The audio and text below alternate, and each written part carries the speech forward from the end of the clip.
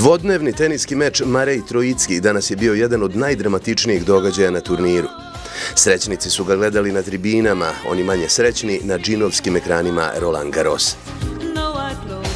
Ovde se ogromna pažnja pridaje i turniru ženskih legendi, koji počinje sutra. O tome sa legendom francuskog ženskog tenisa. Koktel legendi pijemo sa organizatorkom turnira legendi.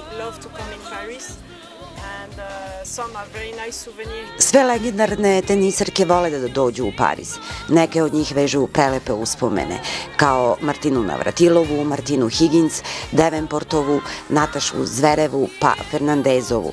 Svakako i Majoli, koja je ovde osvojila jedini Grand Slam.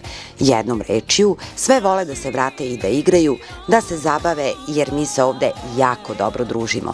Već 2 godine ambijent je odličan. Koliko se Roland Garros promenio? Kada pogledate ženski tenis danas, igra je ista.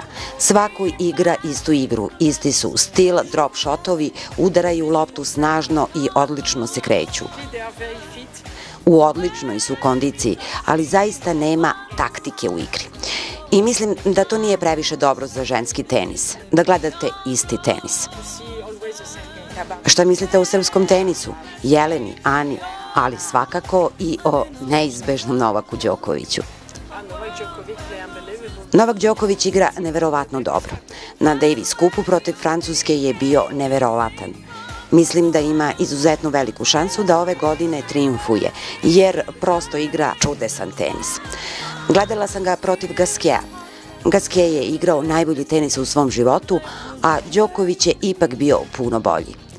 Ja mislim da je stvarno pripremljen da dobije ovogodišnji Roland Garros. Ako ne ove, onda svakako naredne i neke od kasnijih godina, jer je pritom i vrlo mlad. A što se žena tiče, vi zaista imate jako dobar ženski tim. Jankovićeva i Ivanovićeva. Verujte, taj tim jednog dana osvaja Fed Cup. Hoću da im poželim puno sreće, jer ukoliko su muškarci osvojili Davis, zašto i devojke ne bi osvojile Fed Cup? E pa onda, u ime tenisa i legendi, živeli uz koktel teniske legende.